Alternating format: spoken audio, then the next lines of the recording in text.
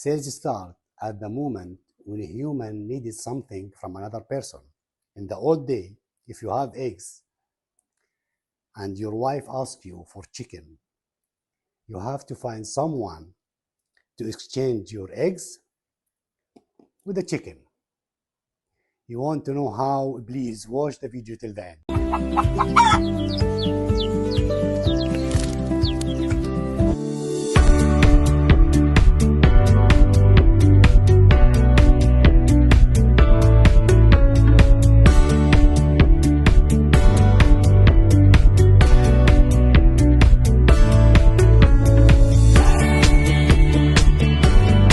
Assalamu alaikum.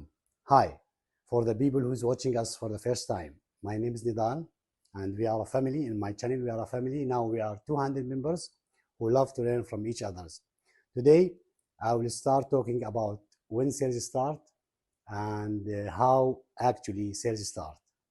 As I said beginning in the video, sales start when human needs something from another person. Let me give you an example. Example is one man has eggs and another man has chicken. The man with the eggs want to eat chicken.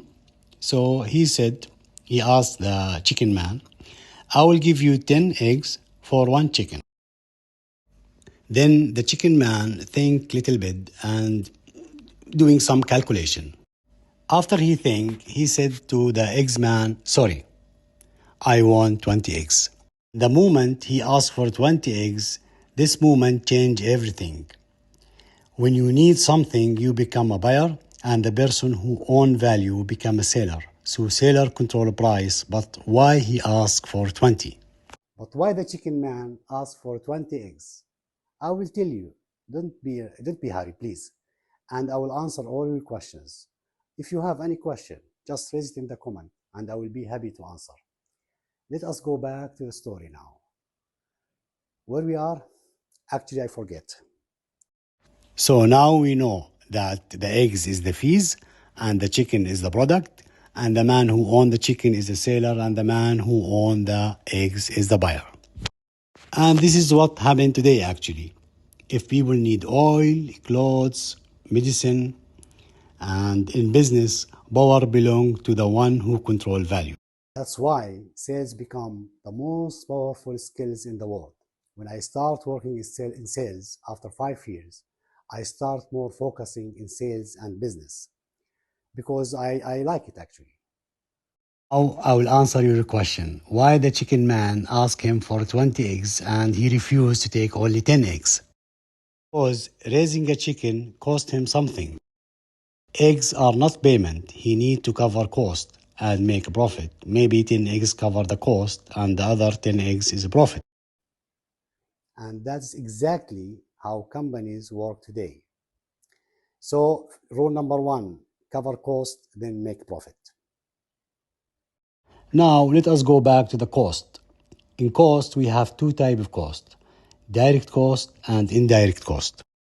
Direct cost is the cost which is used directly to raise and provide the chicken. Indirect cost is the expense needed to keep the business running even before selling the chicken. So please keep in your mind the direct cost is tied directly to the chicken itself, but the overhead generally running the cost. I can give you an example of direct cost and indirect cost. The direct cost like food and water, vaccine, medicine, the labor who taking care of the chicken, we call it a direct cost. Indirect cost, the sales people salary and rent of the place where you keep the chicken, we can call it an overhead. So actually the overhead generally running the business, the cost running the business, and the direct cost is tied up directly with the chicken. I believe now everyone can understand the direct cost and indirect cost. I don't want to go in details for profit and loss because it's still early. We will have a time to talk about it in more details.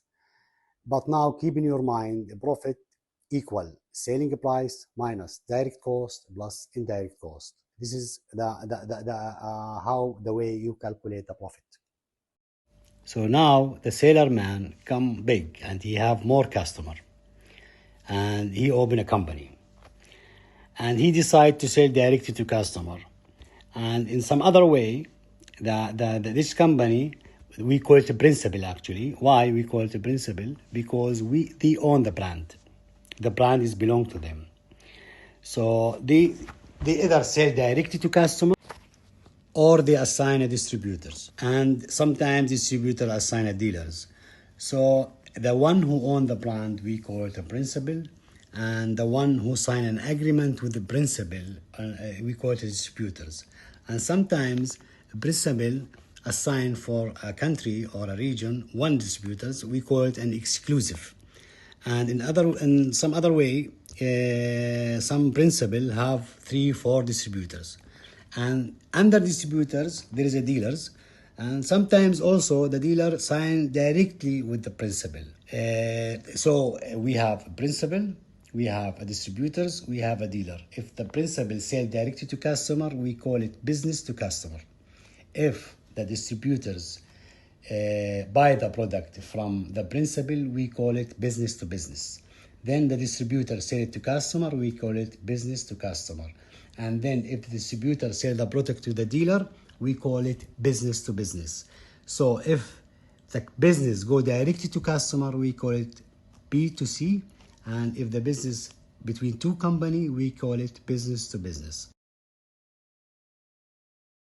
So my advice to everyone, if you are a fresh graduate and you start your journey with sales, you try to find a job with the principal. Why? Because the principal will give you more time to learn about the product. There is something in business, they call it return of investment. If a company give you an offer, they invest in you and they expect some return. You have to give them in return something. So in principle, they give you more time than trading. And in principle, you will more learn about the product. So my advice to everyone, even myself, I start my journey with the principal, and I spent more than 16 or 17 years with the principal. So I learn a lot about the product. And this is my advice to everyone. You start your journey with the principal, learn about the product, be more strong and technical sound, they say it, and then you can turn to trading. And this is my advice. So let us summarize our video. Now we know that who is the seller, who is the buyer, and the product, and the fees.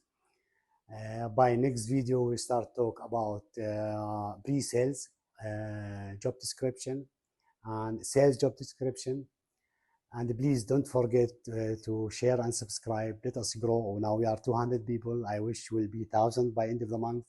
If you reach till here, means you like the video. So please don't forget to like and at least also subscribe and share. And as I always said, as of Nadal, I don't want nothing from you guys. I just want you to remember Nadal as someone who tried to support and help. So if you have any question in your mind, please write it in the comment and I will be happy to reply you. And also again, I will leave my email address in the first comment of this video.